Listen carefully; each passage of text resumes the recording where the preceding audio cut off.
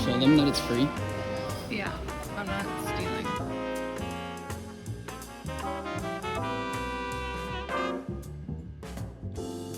Okay, what are you looking for? We are looking for some like a very thick and short screw so that it really holds Calcifer up and, you know, doesn't drop him on his head.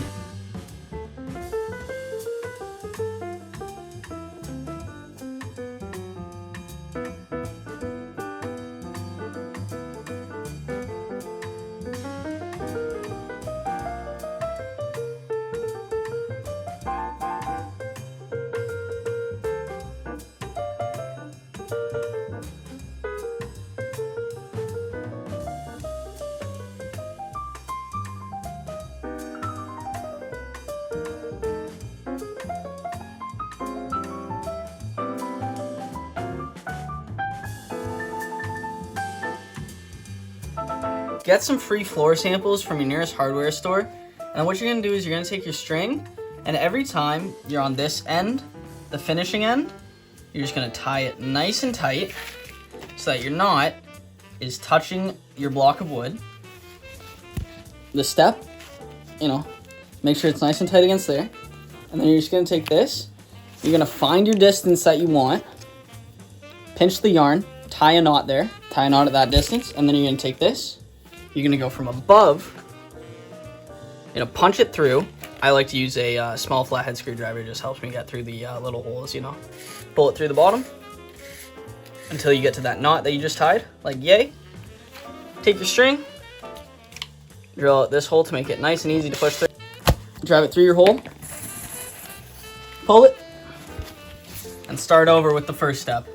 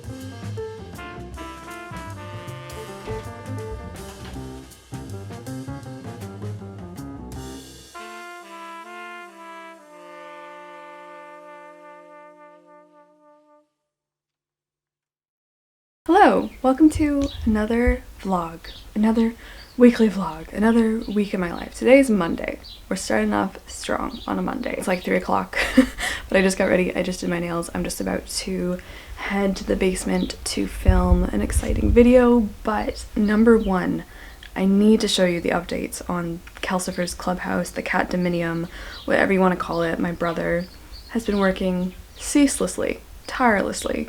I think he's having fun, which is good, but I have so many new things in this room to show you. It looks very different from last time, so let me show you. Okay. First of all, yes, we knew, I think, about this little cat steps. I found this one on Amazon, and then these are, like I said, Christmas ornaments, but they're really cute there, and he likes to kind of bath them.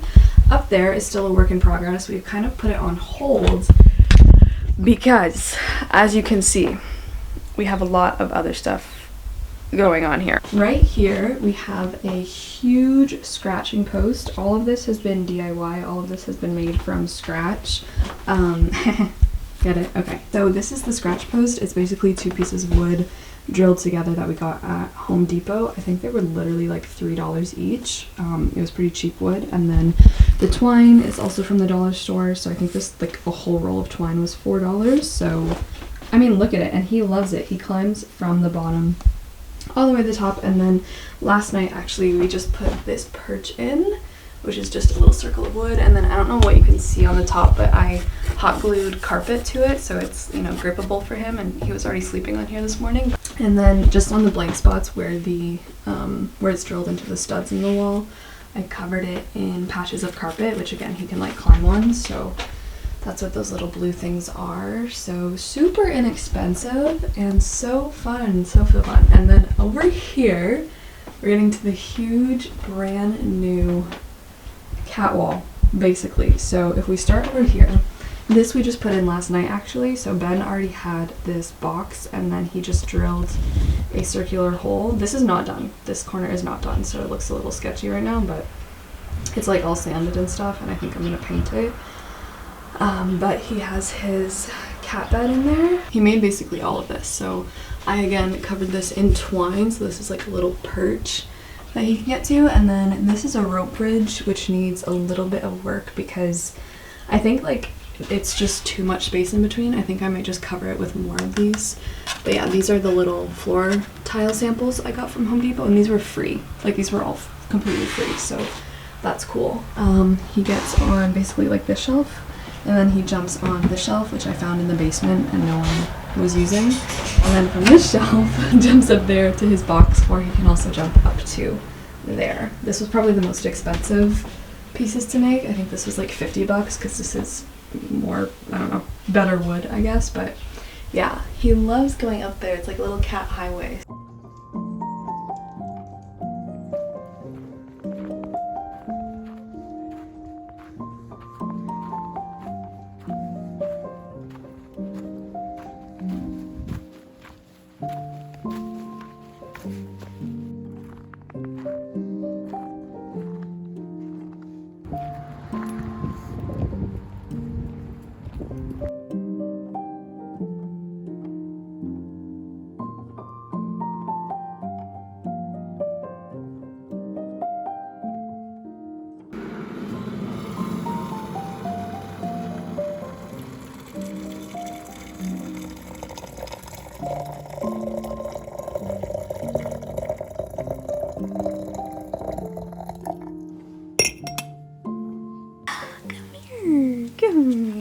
Come say hi. Look who's that in there.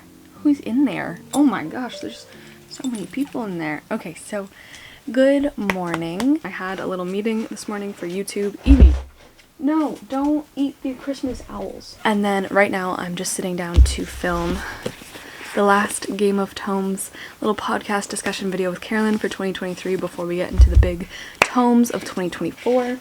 Leave the owl. And then this afternoon I have a dentist appointment, but I also want to film another video after this one with Carolyn, and then have a bunch of other work to get done. So we have a little bit of a busy day ahead of us, but welcome, Evie, please. Welcome to this vlog. If I didn't already say, I think I did. I think I started by showing you all of the cat progress that we've been making, so there we go.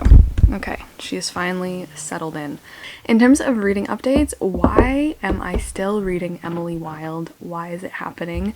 I have just been in, not really a reading slump, but I've just been getting so much stuff ready for like the new year and getting some videos done that I have not yet finished Emily Wilde. I would honestly like to finish it like tonight. And then today I'm also going to be starting like Water for Chocolate, finally, because I now have some free time carved out for my world tour book club, which I have all of you on Fable on. I'm so excited. The link is in the description, and a lot of you have already finished the book, but I'm just starting it because today is actually January the 10th, and I'm very excited to start it. I've seen some good reviews from you guys. I've read a couple of your thoughts in just like chapter 1 and 2 to get a feel of what everyone is thinking about it, and it seems like I'm really gonna like it. I'm very excited for the magical realism. Overall, a lot of my days here have been spent like facilitating the relationship between Evie and Calcifer. Calcifer really likes Evie, but Evie I just got a text from Carolyn. Evie does not really like Calcifer. She's more just like very nervous around Calcifer, and sometimes she's downright like terrified of him because Calcifer wants to play with Evie so bad, and I feel so sad for both of them because like they both kind of try to play with each other. Calcifer just kind of wants to like swat Evie and smack Evie's butt, and Evie really does not like that. But then when Evie goes and like grabs her big tug-of-war toy and like shakes it in Calcifer's face, Calcifer doesn't like that. So like they're just not communicating well. Calcifer has taken to stealing Evie's dog bed now in the night, and the other night Evie did try to lay down with Calcifer. So progress is coming along between the two. I just love their relationship so much. It's just really funny. And Kelsifer is having the best time of his life here. There's so much going on for him. And as you saw, my brother and I have been very preoccupied with building Kelsifer's little cat condo. So we've been working a lot on that, pretty much doing DIY everything. And it's like almost done. I think today we're going to be putting some of the finishing touches on it. So he's really liking it. He is up there a lot. And it's just really fun because I've always wanted to give him something like that like covers a whole wall. And then in terms of audiobooks, I did start one the other night. I brought my like wireless headphones here and then they died and I didn't think I had a charger here and I was so distraught because I'm like, oh my god, no, I cannot be somewhere without headphones. I need to be able to listen to music and listen to audiobooks, but thankfully I found a charger here. I started Regrettably, I Am About to Cause Trouble by Amy McNee, which is a book set in 1535 and it's really kind of good fun right now. We follow this girl named Maudlin, and she has this really horrendous birthmark on like the upper inner part of her thigh, and it's like seen as kind of a witch's mark or a mark of like a bad omen in this time period. And so her parents are trying to marry her off without her husband really ever seeing her birthmark until after the marriage has been consummated. So I don't know, but it's also about witches. The witches in town are the only ones who will give her refuge, but staying in their apothecary comes at a price. She must help and assist them. It's really fun. I love the humor so far because it's kind of very humorous. Like, it's set in 1535, but it's written in like our language. Just continually drops F-bombs and it's just really funny and I'm liking it so far. So thank god I have my headphones back, but I think I'm gonna go call Carolyn now, sit down to film our little discussion on these two books, which will be on Carolyn's channel, and then I will probably be back after I film this video with her with a haul for you because I did some Boxing Day shopping, which, like, is this the first time I've done Boxing Day shopping in my life? That doesn't seem right, but I've never done Boxing Day shopping in far back in my memory as I can remember. So I bought a few things because they were on sale and they were really cute, and I will show you them soon. Hello. Hello. Can you hear me? Yes, I can. Okay, you look so cute today. Thanks. You're welcome. You ready to talk about books? I am ready to talk about books. What is this? Do you want to play billiards? You're supposed to. We're playing billiards. What? Oh my goodness. Hi, buddy. Oh, where did that go? Oh. Yeah! Good job, Sorry, Kelsifer. is that loud?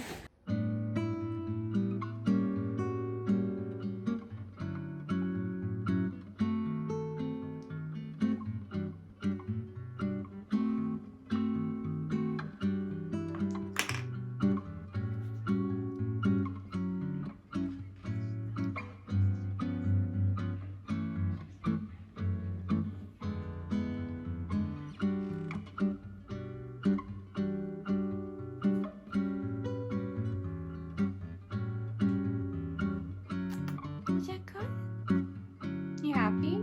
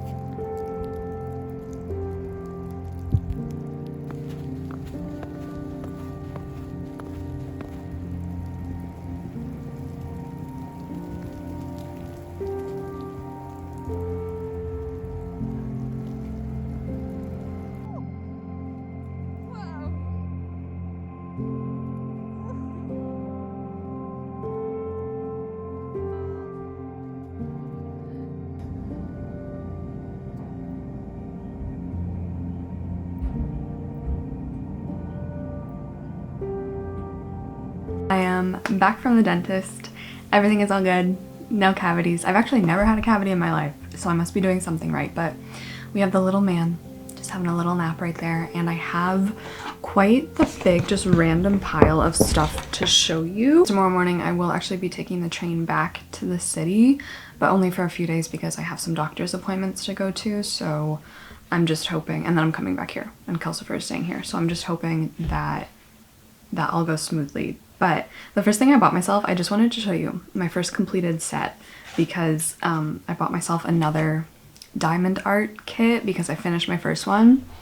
So the first one was all butterflies, and I finished them, and I'm so excited about it, and I just think it's just so fun. I love doing them. So we have this butterfly, and then we have this really pretty yellow one. I don't know their names.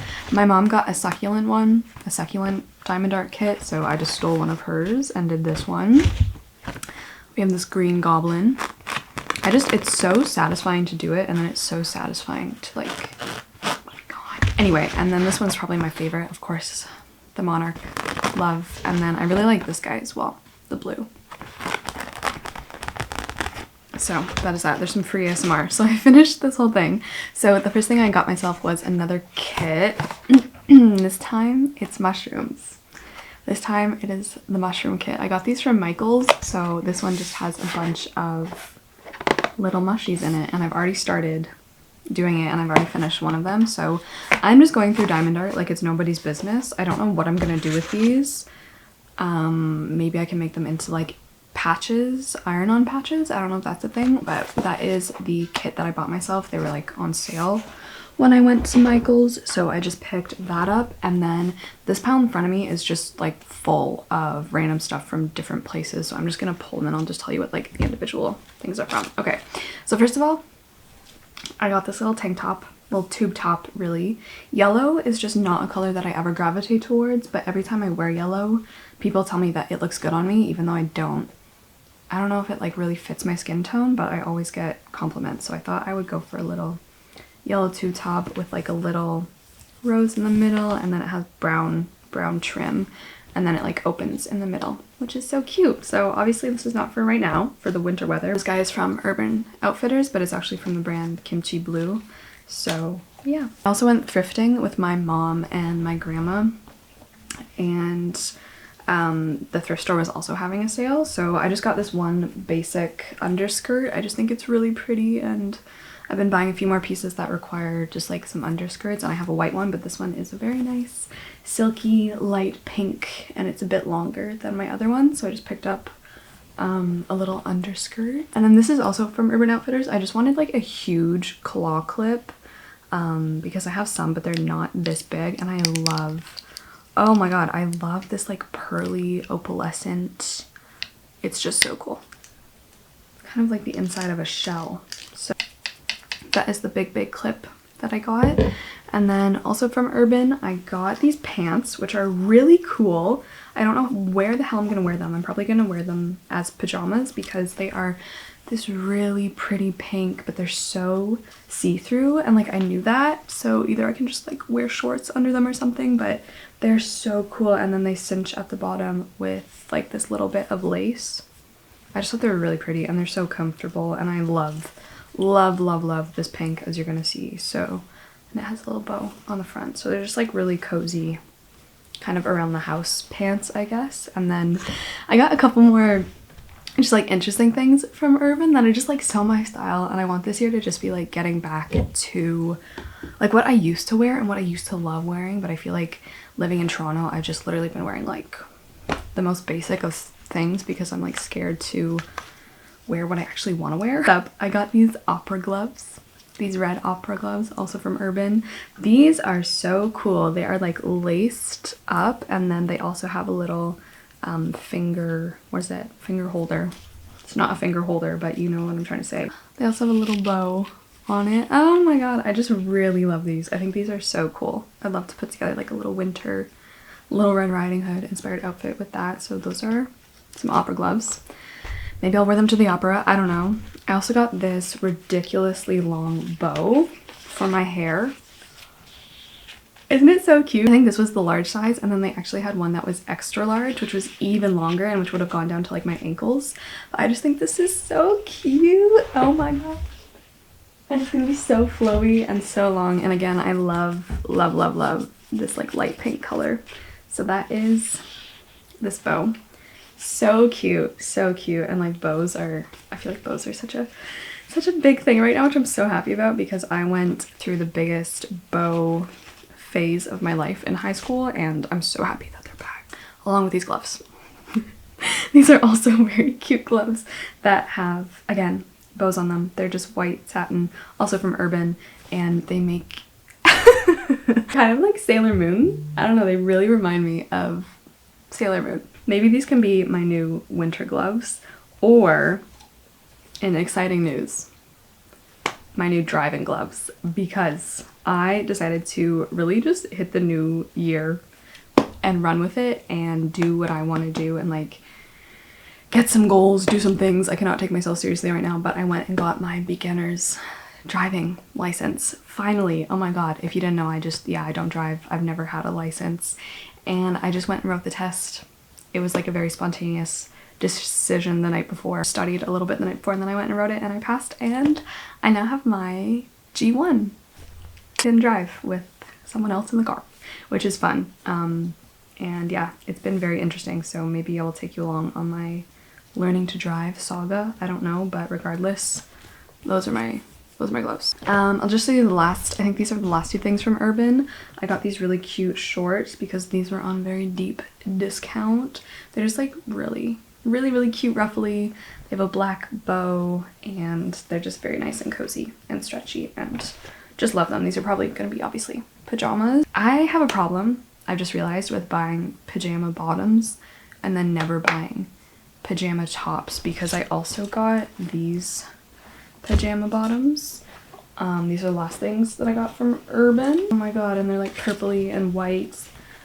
I love these colors. I think they're so cute. And then what really sold me was that they have bows on the little cinched leg part at the bottom. So I will see. Oh, and the bows are like suede. No, what is this? No, the bows are velvet. They're velvet. I'll probably actually wear these tonight. Let me just put these somewhere. My mom and I went to La Vie en Rose, which I don't think I've ever set foot in that store, but we also went like a week after Christmas, and they were having like pretty much their whole store was on sale because it was all of their Christmas stuff, and they had these really cute fuzzy socks, and they were on sale for like $5, $6 each. So I got 3 pairs because they were just so cute, so fluffy, and like so good for winter, and especially here because this house is very cold. My room is actually the coldest room in the house, which is nice because I'm always warm, but the floors on my bare feet are so cold. So I got these ones, which are like nice beigey brown with a little latte with a candy cane and a gingerbread man. And they're so cute. Next one is like this nice gray with snowflakes. They're like really nicely embroidered, and then they have like sparkly, you know, the, what are they called? They have like the sticky things on the bottom to stop you from sliding, but the sticky things are sparkly snowflakes. I don't know how well you can see that, but oh, so cute, so cute. And then the last pair of socks I got are these light blue with polar bears. It's with polar bears. I don't know which ones are my favorite. I kind of like all of them. This thing that I got from La Vie en Rose was, again, pajama pants. Pajama pants are coming out of my eyeballs. I just love pajamas. They're like my favorite things to buy. These ones are, again, blue with little teddy bears. Little teddy bears with glasses on Christmas sweaters. They're just so soft. So those are the other PJs that I got. And then the last thing that I did on my little shopping spree here. Etsy was also having a winter sale, Boxing Day sale, holiday sale, something. So I got a couple pieces. Let me show you the smaller one first. So I got this big t-shirt. If you are new here, I really love F1. Really been getting into Formula 1 over the past like year and a half now, and I'm kind of really obsessed. So I got a shirt of my favorite driver. It's just this very nice large, it's not like totally gray, it's like grayish blue. I don't know if you can really tell, but it's 81 for Oscar Piastri. I just really like Oscar. He's my favorite driver.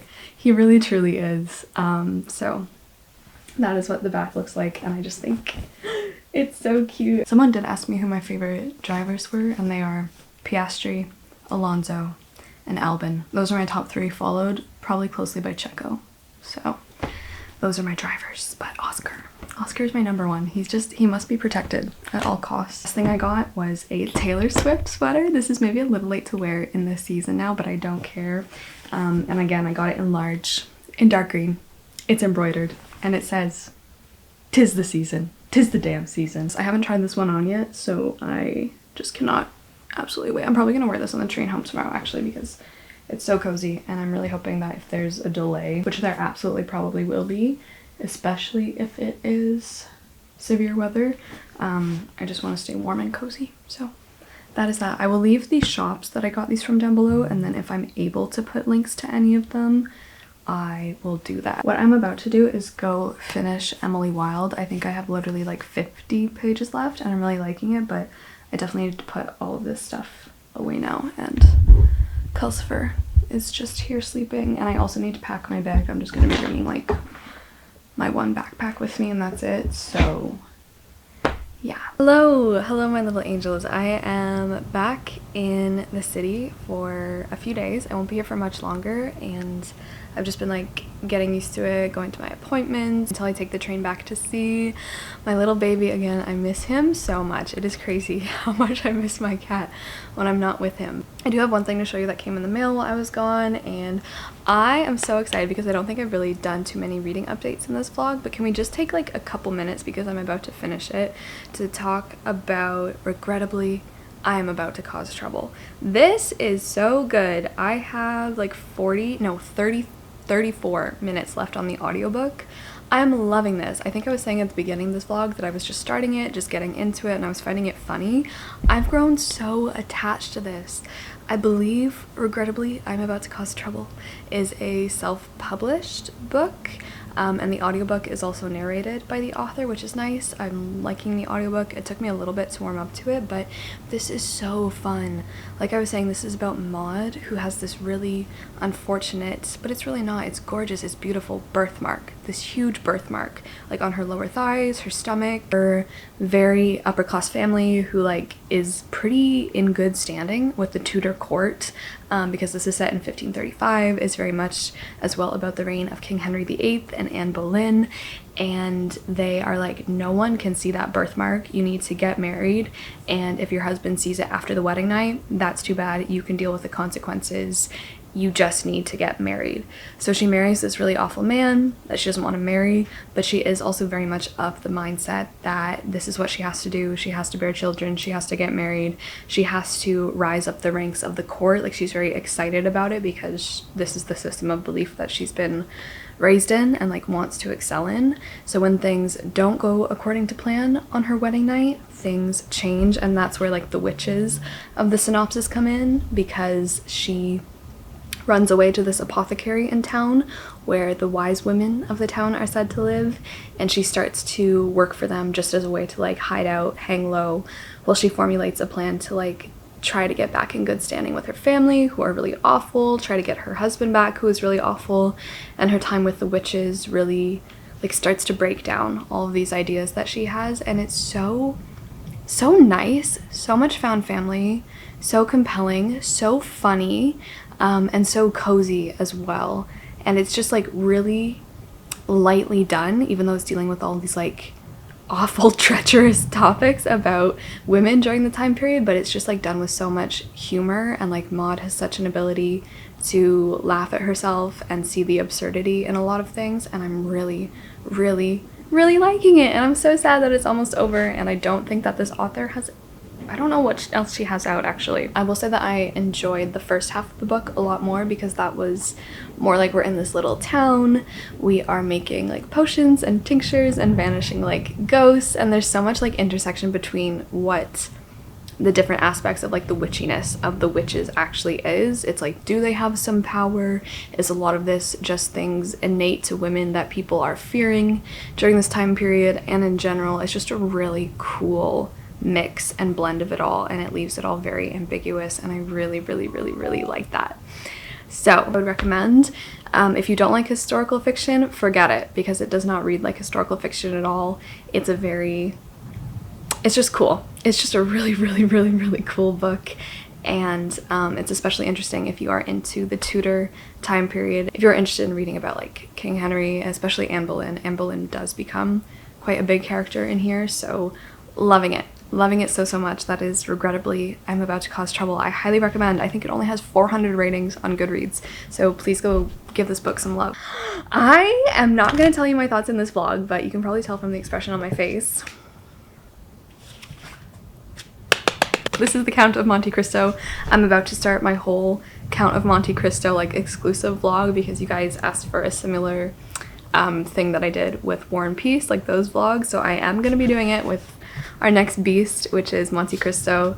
I will explain why I have this edition in the next vlog and in that vlog, but oh, I'm loving it so much. I started like Water for Chocolate.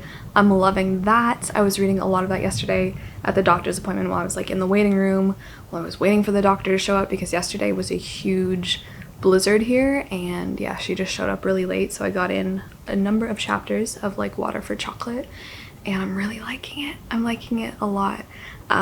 Yesterday as well, the universe was just like looking out for me so much, because I took transit a little bit to the appointment and then I walked the rest of the way, and somewhere, I guess along the way on my walk, I lost my credit card that was in my coat pocket. Side note to myself, don't ever keep cards in my coat pocket anymore, because they're not big enough. But I didn't realize that I had lost my credit card until after my appointment was over, and I was like, oh no. So I like went back into the rooms and the reception area, and I was like, has anyone seen my credit card? And no they hadn't. It wasn't anywhere to be found.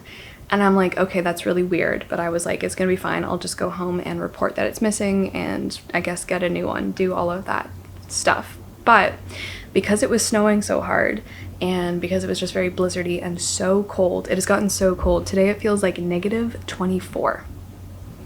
Today it feels like -24. This is why I love the snow. I love the cold. It just gives things back to you. I feel like it's looking out for me. And on the off chance that I thought maybe I dropped it on this kind of long walk that it took me to get there, I was like, I'm just gonna follow my perfectly preserved snow steps back all the way. It was the perfect temperature, the perfect amount of snow that it like froze the snow in place. So my footsteps, my footprints were there all the way back.